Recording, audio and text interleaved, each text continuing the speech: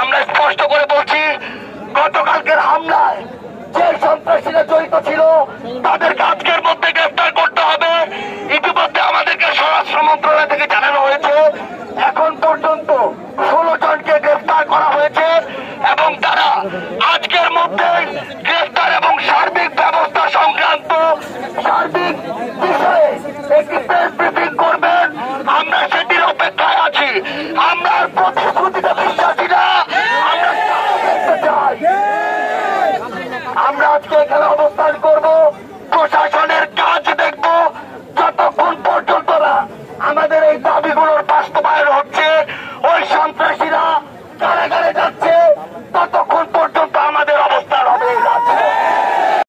সরকার, এই স্বরাষ্ট্র মন্ত্রণালয়, এই পুলিশ, এই ইন্টেলিজেন্স যদি আজকে রাতের মধ্যে গতকালকের হামলার সাথে জড়িত ওই খুনিদেরকে গ্রেফতার না করতে পারে, তাহলে আমাদেরকে তাদের বিপক্ষে দাঁড়িয়ে যেতে হবে।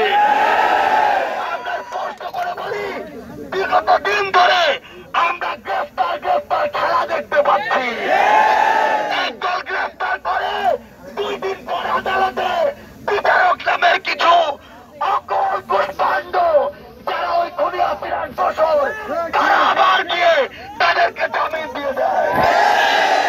আমরা স্পষ্ট করে বলি, ওই হাইকোর্ট, সুপ্রিম কোর্ট থেকে শুরু করে প্রত্যেকটা জেলার যত কোর্ট রয়েছে, এই কোর্টগুলো থেকে ওই খুনির দোষর বাঁচাটা অযোগ্যদেরকে এখনই অপসারণ করতে হবে। আমরা এই গাজীপুরে দেখেছি, ওই কোর্টগুলোতে টাকার বিনিময়ে, বিভিন্ন রকম উপঢৌকনের বিনিময়ে অনেক দাগি আসামিকে জামিন দিয়ে দেওয়া হয়েছে।